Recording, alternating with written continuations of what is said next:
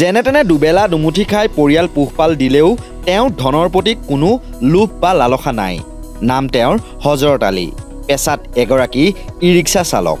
এইগৰাকী হজৰত আলীয়ে দেখুৱালে মহানুভৱতাৰ পৰিচয় আৰু সেয়েহে আৰক্ষীয়ে তেওঁক জনালে সম্বৰ্ধনা। আৰক্ষীয়ে গামোচা পিন্ধাই মিঠাই খুওৱাৰ লগতে উপহাৰ দিলে এইগৰাকী টমটম চালকক। আচলতে এই দৃশ্য বিশ্বনাথ চাৰিআলিৰ। বিশ্বনাথৰ গোৱালতলীৰ হজৰত আলী নামৰ যুৱকজনৰ টমটমখনত চুমি মুণ্ডা নামৰ এগৰাকী যাত্ৰীয়ে এৰি থৈ গৈছিল এটা বেগ। বেগত আছিল নগদ ৩৮,০০০ টকাৰ লগতে আধাৰ কাৰ্ড, পান কাৰ্ড সহ বহু গুৰুত্বপূৰ্ণ নথি পত্ৰ। তাৰপিছত টমটমখন বিচাৰি যাত্ৰীগৰাকীৰ লাগিল হোৱা-দোৱা। তেনে সময়তে টমটম চালকজনে আন এগৰাকী মহিলা যাত্ৰীক টমটমখনত উঠোৱাৰ সময়তে প্ৰত্যক্ষ কৰে সেই বেগটো। নিৰীক্ষণ কৰি বহু টকা আৰু নথি পত্ৰ থকা বুলি গম পাই লগে লগে বিশ্বনাথ আৰক্ষীৰ সৈতে যোগাযোগ কৰে ই-ৰিক্সা চালক হজৰত আলীয়ে। বিশ্বনাথ আৰক্ষীয়ে বেগৰ গৰাকীৰ সন্ধান উলিয়াই বিশ্বনাথ চাৰিআলি সদৰ আৰক্ষী থানাত আৰক্ষীৰ উপস্থিতিত হজৰত আলীয়ে টকাসহ নথি পত্ৰৰে ভৰপূৰ বেগটো প্ৰদান কৰে বিশ্বনাথ চাৰিআলিৰ নীলপুৰৰ চুমি মুণ্ডা নামৰ মহিলাগৰাকীক।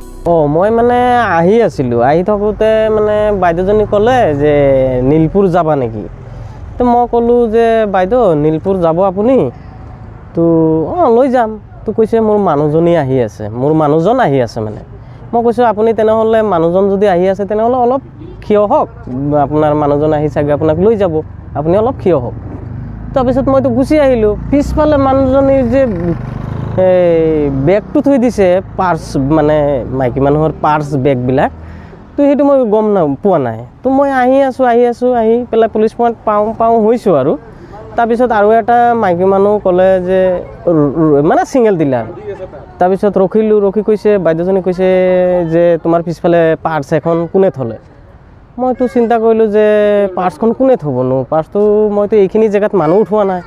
মই চিন্তা কৰি আছোঁ যে বাইদেউজনী ক'লে চোৱাচোন মোবাইল চোবাইল থাকিব পাৰে। বাইদেউজনী ক'লোঁ মই নোখোলোঁ, আপুনি খুলি চাওক।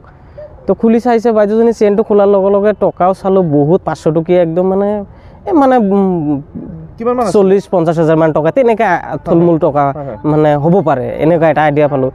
নেক্সট কৰিলোঁ সেইটো চেঞ্জ খুলি চাইছোঁ সেইটোত কাগজ পাতি। মই আৰু উপায় নাপায় আৰু মানে ভাবিছোঁ এইটো থানাত জমা দিয়াটোৱে ভাল হ'ব আৰু মইতো আৰু এইটো তাৰপিছত তেনেকৈ আনি মই থানাত জমা দিলোঁ। আৰু তাত আৰু কিবা কিবি ডকুমেণ্টছ পাতি আছিলে, ডকুমেণ্টছ বেংকৰ পাছবুক কিবা কিবি আছিলে, সেইবিলাক আৰু মই ইমান চোৱা নাই আৰু মানুহজনী খুলিছে, মই জাষ্ট চাইছোঁ।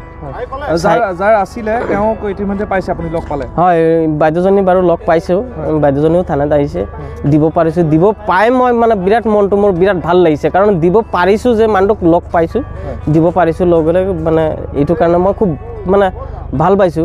এইটো চবৰে এটা হেৰি হৈ এটা পইচা এটা তাৰ এটা বহুত কষ্ট কৰা টকাটো, এইটো বা কিবা বস্তু মোবাইল এটা হওক বা কিবা বজাৰ কৰিছে, এইবিলাক বস্তু পালে মানে পৰাপক্ষ মানুহ বিচাৰি মানে ঘূৰাই দিব লাগে মোৰ মতে। পাহৰিয়ে গ'লোঁ, লৈ গুচি গ'ল দাদাজন। পাছত থানাত আহি জনালে মানি পাছ এটা পাইছোঁ বুলি। সেইকাৰণে আমি আকৌ ইফালে ঘূৰি আছোঁ গোটেই বিচাৰি টমটমক সুধি। আকৌ দাদাজন বেলেগ মানুহ এজনক লগাই ফোন কৰিছে, আপোনালোকৰ বস্তু হেৰাইছে, আমি পাইছোঁ বুলি জনালে। আকৌ থানাত মাতিলে, থানাত আমি আহিছোঁ, আপুনি থানাত আহক বুলি ক'লে। আকৌ আমি থানাত আহিলোঁ, আকৌ মানি পাছটো পালোঁ। ধন্যবাদ জনাইছোঁ আৰু মানুহ টমটম হজৰত আলী, টমটম দাদাজনৰ নাম আছে হজৰত আলী।